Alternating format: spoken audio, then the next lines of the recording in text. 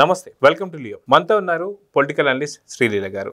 నమస్తే అండి. నమస్తే అండి. వైఎస్ జగన్మోహన్ రెడ్డి గారిని అధఃపాతాళానికి తొక్కేస్తా అని చెప్పేసి జనసేన అధినేత పవన్ కళ్యాణ్ గారు అన్నారు. కానీ ఇక్కడ వైసీపీ నేతలే మా జగన్మోహన్ రెడ్డిని అధఃపాతాళం తొక్కాల్సిన అవసరం పవన్ కళ్యాణ్కి ఎంత మాత్రం లేదు, అవకాశం మా సజ్జల రామకృష్ణారెడ్డి ఇవ్వడం లేదు. ఎందుకంటే ఈరోజు ప్రెస్ మీట్ చూడండి చాలా అని చెప్పేసి అంటున్నారు. ఏంటి సజ్జల రామకృష్ణారెడ్డి ఏం మాట్లాడుతున్నాడు, ఏంటంటే ఏం చెప్తారు? సజ్జల రామకృష్ణారెడ్డి నిన్నే కదా ఎవరైతే విజయసాయి రెడ్డి మరి పాపం అసలు సందర్భం లేని టైంలో అసలు సమయం కాదు, సందర్భం కాదు, ఆ ప్లేస్ అసలే కాదు అక్కడ. అట్లాంటి సందర్భంలో ఎందుకు ప్రెస్ మీట్ పెట్టాడు, పోటరీ గురించి మళ్ళీ ఎందుకు మాట్లాడాడు, అసలు జగన్మోహన్ రెడ్డి గారిని వీళ్ళందరూ కూడా ఏ విధంగా వెన్నుపోటు పడుస్తున్నారని చెప్పి ఆయన మాట్లాడాడు విన్నాం. మరి ఈ రోజున ఆయన మాటలను నిజం చేస్తున్నాడు సజ్జల రామకృష్ణారెడ్డి అన్నట్లుంది ఆయన ప్రెస్ మీట్ వింటుంటే. అంటే మీరు అన్నట్టుగా సజ్జల రామకృష్ణారెడ్డి కూడా ఇప్పటిదాకా కనిపిలా.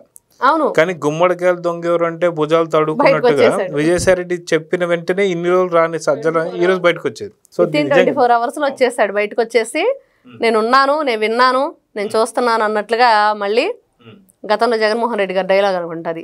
మరి ఇదిగో ఏంటి అంటే మరి మొన్న ఏదైతే హైదరాబాదు ఆంధ్రప్రదేశ్లో ఉన్న ఒక విలేజ్ నుంచి అక్కడ సంబంధించిన వైఎస్ఆర్సీపీ పార్టీ ఎర్రగొండపాలెం నుంచి ఒక ఎమ్మెల్యే అభ్యర్థి జనాలందరినీ కూడా ఇక్కడ తరలించాడు.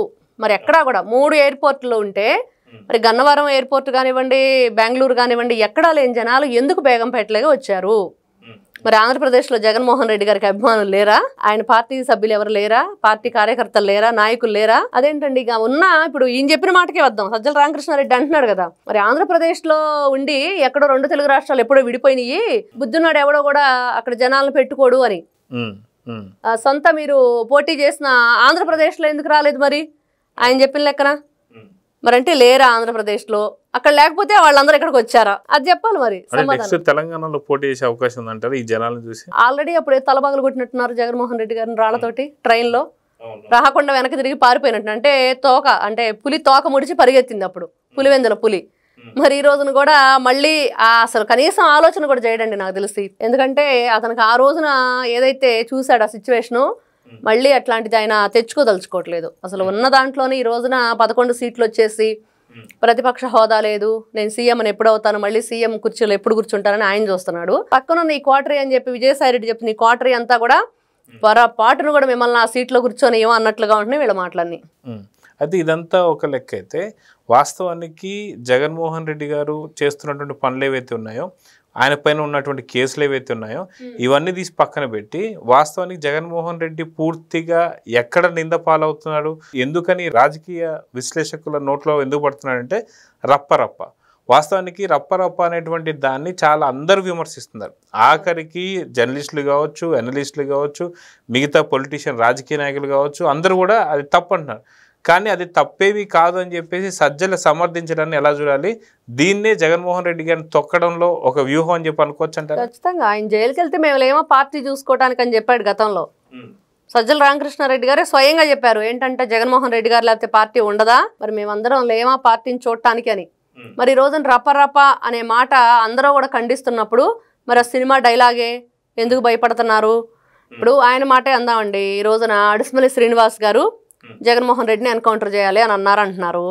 అవును, ఆయన ఏమంటున్నాడు, సముద్రంలో బంగాళాఖాతంలో ముంచాలి అంటే చంపుతారని కాదు, ఆ విధంగా మనిషి అసలు మీరు ఆ పార్టీ అనేది లేకుండా చేస్తామనే ఉద్దేశం అని అంటున్నాడు కదా. మరి అదే ఉద్దేశంతో ఉండొచ్చు ఆయన కూడా. మన పోయినసారి విజయసాయి రెడ్డి గారు కూడా నెక్స్ట్ 2029 ఎలక్షన్స్ నువ్వు బ్రతుకుంటే అన్నాడు. దానికి అర్థం ఏంటని అసలు ఇప్పుడు ఈ జగన్మోహన్ రెడ్డి గారే సాక్షాత్తు ఉప ఎన్నికల్లో ఏదో సందర్భంలో మరి ఆయన కూడా అంత బహిరంగ సభ పెట్టేసి నారా చంద్రబాబు నాయుడిని నడి రోడ్డు మీద కాల్ చేయాలని చెప్పి అన్నాడుగా. మరి ఆ మాటకి ఏం సమాధానం చెప్తారు వీళ్ళు? అంటే ఇవన్నీ కూడా మిమ్మల్ని మీరు సమర్థించుకోవడానికేమో మీరు చెప్పే లెక్కలు, ఎదుటి వాళ్ళు మరి అదే ఉద్దేశంతో అన్నప్పుడు మాత్రం అవి మాత్రం ఎదుటి వాళ్ళకి వర్తించవు అనమాట. అంటే జగన్మోహన్ రెడ్డి గారు చెప్పేటట్లుగా చెప్పేవన్నీ శ్రీరంగ నీతులు, చేసే ఏవో పనులు అన్నట్లుగా ఈరోజు నీతులు చెప్పడానికే గానీ మేము ఆచరించడానికి కాదు అన్నట్లుంది సజ్జల రామకృష్ణారెడ్డి గారి మాటలు. ఇదంతా ఒక ఎత్తు అయితే, రాబోతున్నటువంటి ఒక కేసుల పరంపర అయితే కొనసాగబోతుంది.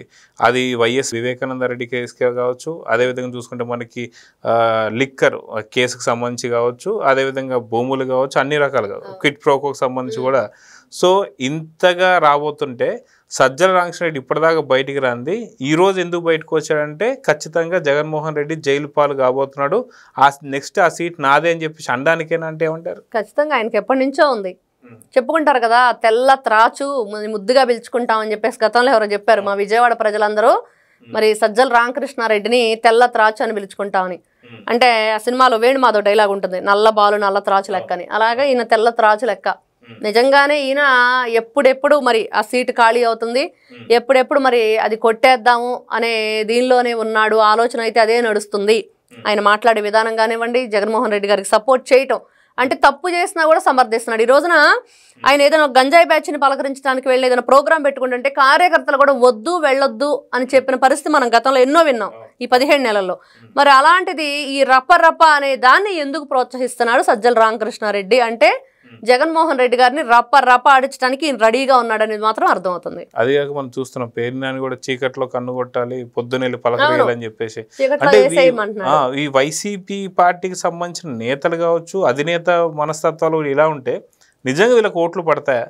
కనీసం ఉన్న 11 అన్నా ఉంటాయా లేదంటే ఏం చెప్తారు? ఇక్కడ ఒకటేనండి, 11 ఉంటాం దేవుడికి ఎరుక. అసలు వాళ్ళు అసలు రేపు నిలబడటానికి పార్టీ ఉండిద్దో లేదో అనేది ఫస్ట్ ఆలోచించుకోవాలి. ఎందుకు అనవలసి వస్తుందంటే వీళ్ళు 1 కాదు 2 కాదు, చేయని తప్పంటూ లేదు. ప్రతి స్కీమ్లో స్కామ్ చేశారు. వాళ్ళ ఏదైతే వాళ్ళ పరిపాలన ఉందో 2019 నుంచి 24 వరకు వాళ్ళు చేయింది ఏమని చెప్పండి. ఈ రోజున అమరావతిలో ఏదైతే మనకి మార్జిన్ రాళ్ళు ఉంటాయో అవి కూడా లేని పరిస్థితి. ఒక్కొక్క రాయి 350 రూపాయలు 300కి అమ్ముకున్నారేమో ఎవరో తెలుస్తుంది. ఈ రోజున రోడ్లే తవ్వేసుకొని పోయిన వాళ్ళకి మరి ఆ రాళ్ళు ఒక లెక్క ఇప్పుడు దా చూసుకోలేదు. మరి ఇదంతా అసలు గట్టు రాళ్ళు చేలు రోడ్లు కూడా తవ్వేసుకున్న వాళ్ళకి మరి రాష్ట్రంలో ఎంత ఇదిగా వాళ్ళు విచ్చలవిడిగా ఇష్టానుసారంగా దోచేసుకున్న వ్యక్తులు మరి ఇంకా మళ్ళీ మాకు ప్రతిపక్ష హోదా కాదు డైరెక్ట్గానే జగన్మోహన్ రెడ్డిని సీఎం చేస్తామంటే హాస్యాస్పదంగా ఉంది. అయితే అదిగాక మనం చూసుకుంటే అనుకోకుండా నోరు జారిన సజ్జలానికి కానీ మనకు అర్థమవుతుంది. ఏంటి అంటే ఆ 1 కోటి సంతకాలకు సంబంధించి ఇప్పటికి ఒక 75-80 లక్షల దాకా అయిపోయాయి. కానీ మేము ఎవరితోని 4-5 సంతకాలు మేమేం తీసుకోవట్లేదు. మేము తీసుకునేది ఒకే ఒక సంతకం తీసుకుంటున్నాం, అది ఒకటే పేజ్ మీద. అంటే ఖాళీ పేపర్లో ఒక సంతకం తీసుకుంటున్నారంటే గతంలో మనం చూసుకుంటే వీళ్ళు ప్రభుత్వంలో ఉన్నప్పుడే సర్వేరాళ్ళపైన వీళ్ళ బొమ్మలు, పాస్బుక్ల పైన వీళ్ళ బొమ్మలు, మళ్ళీ రైతులకు సంబంధించి కానీ లేదా ఎవరైనా స్థలాలు కొన్నా సరే వాళ్ళ రియల్ డాక్యుమెంట్స్ ఏమో వాళ్ళ దగ్గర ఉంటాయి, వీళ్ళకు ఓన్లీ జిరాక్స్ ఇస్తారని చెప్పి ల్యాండ్ టైటిలింగ్ యాక్ట్ చూసాం. సో ఇప్పుడు వైట్ పేపర్ మీద సంతకం పెట్టించుకుంటున్నారు అంటే గతంలో ఎక్కడ అనంతపూర్లో వాళ్ళ స్కానర్ సంబంధించి 11,000 కొట్టేశారని చెప్పి ఒక కేసు వచ్చింది. ఇప్పుడు ఆస్తులు కొట్టేస్తానికి సంతకాలని చెప్పేసి కొంతమంది భయపడుతున్నారు. మీరేమంటారు? ఆస్తులా లేకపోతే అవయవాలా? రేపు వీడు చచ్చిన తర్వాత ఇదిగో వీళ్ళ అవయవ దానం మాకు చేసేసారు, మా ఇష్టం, మేము ఇష్టానుసారంగా ఎక్కడైనా అమ్ముకుంటాం, కిడ్నీలు లంగ్స్ ఏదైనా లివర్ కానివ్వండి హార్ట్ కానివ్వండి మా ఇష్టం అన్నట్లుగా మరి అనిపిస్తుంది. గతంలో వేసారు ఆస్తుల మీద కన్ను, రకరకాల చట్టాలు తెచ్చారు, సవరణలు చేశారు. మరి వీళ్ళ బొమ్మలు అంటే డెత్ బర్త్ సర్టిఫికెట్ల మీద కూడా జగన్మోహన్ రెడ్డి గారి బొమ్మ అంటే మరి ఎంత దారుణమైన పరిస్థితితో చూడాలి. ఏదైతే ఈ పాస్బుక్లు పొలం పాస్ పుస్తకాల మీద కూడా ఆయన బొమ్మ, గట్టు రాళ్ల మీద ఆయన బొమ్మ, కరెంటు పోల్స్ మీద ఆయన బొమ్మ, కోడిగుడ్డు క్రికెట్ గారు దేన్ని వదిలిపెట్టలేదు. మరి అలాంటిది ఈ రోజున ఒకే పేపర్లో సంతకం. మరి ఆ సంతకం చేసిన వ్యక్తి పైన చేయించుకున్న వ్యక్తి ఏదైనా రాసుకోవచ్చు కదా, ఎవరైనా సరే అలా పెడతారా? మరి పెట్టరు కదా. అందులో ఇప్పుడు 90 లక్షలు 80 లక్షలు సంతకాలు చేయించుకున్నామని చెప్తున్నారు సజ్జల రామకృష్ణారెడ్డి గారు. మరి దీని మీద ఎంక్వైరీ నడవాలి ఫస్ట్. ఎందుకు తీసుకున్నారు ఒక్కొక్క పేపర్ మీద సంతకం, మరి పైన ఏం మ్యాటర్ రాయబోతున్నారు, ఏంటి వీళ్ళ ఉద్దేశం ఏంటి, ఏ ఉద్దేశంతో తీసుకున్నారు అనేది కూడా మరి జరగాల్సిందే. ఆయనే స్వయంగా ఈ రోజున ఒక కొత్త విషయాన్ని బయట పెట్టాడు ప్రెస్ మీట్లో. అసలు వీళ్ళు 1 కోటి సంతకాల సేకరణ స్వచ్ఛందంగా వచ్చి చేస్తున్నారు అని చెప్తున్నాడు. ఎందుకు వస్తారు స్వచ్ఛందంగా? దేనికోసం వస్తారు? మా ఆస్తులు కొట్టేయండి, మీరు చేసిన ఎన్ని గతంలో చాలా మంచి పనులు, మరి ఇంకో మంచి పని చేయడానికి మీరు పునాది వేస్తుంటే మేమెందుకు రామన్నట్లు ఎవరైనా వస్తారా? గతంలో వీళ్ళకి ఎటు తిరిగి మంచి పేరు లేదు, ఈ రోజుకి కూడా లేదు. ఇప్పుడు కూడా మేము వస్తే నెక్స్ట్ నరికేస్తామని చెప్పేసి చెప్తున్నారు డైలాగులు. మరి అలాంటి వ్యక్తులకి ఎవరు ఆసరాగా నిలబడతారు, అండగా ఉంటారు, సంతకాలు చేస్తారంటే ఇదిగో వీళ్ళ కుట్ర ఏంటి? ఈరోజు స్కాన్ పోయింది, అది ఫెయిల్ అయిపోయింది. తర్వాత యువత పోర్ అని చెప్పాడు, రైతు పోర్ అని చెప్పేశాడు, చాలా రకాల కార్యక్రమాలు చేశాడు, ఎక్కడ ఏది కూడా సక్సెస్ అవ్వలేదు. ఇప్పుడు ఒక పేజ్కి ఒక పేపర్ ఒక సంతకం తీసుకుంటున్నాడు. దీని మీద మరి ముందు ముందు ఎట్లాంటి సంచలన విషయాలు వస్తాయో చూడాలి. వాస్తవానికి ఇలాంటి సంతక సేకరణ ఏదైనా ఉంటే ఏదైనా ఏమంటే చౌరస్తాల్లో కానీ లేదా కూడళ్లలో కానీ అది పెట్టేసి అక్కడ సంతకాలు చేస్తుంటారు వాస్తవానికి ఎవరన్నా.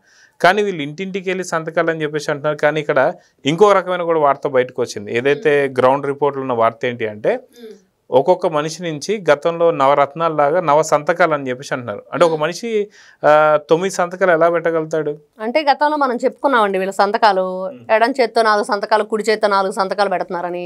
అలా కాకుండా వీళ్ళు కాళ్ళతో కూడా పెట్టేస్తున్నారు. ఇప్పుడు ఎవరైనా సరే హ్యాండిక్యాప్డ్ పీపుల్ ఉంటే మరి వాళ్ళు కాళ్ళతో చక్కగా రాస్తారని చెప్పుకుంటాం.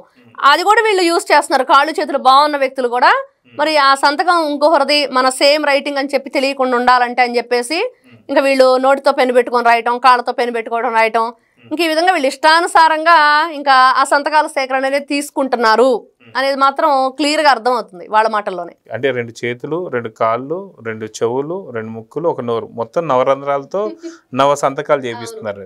సో చూద్దాం. మొత్తానికి సజ్జల రామకృష్ణారెడ్డి గారు అయితే అనుకోకుండా జగన్మోహన్ రెడ్డి గారిని పూర్తిగా అధపాతాలను తొక్కేస్తాను, నేను ఉన్నాను చాలా అని చెప్పేసి అంటున్నారు.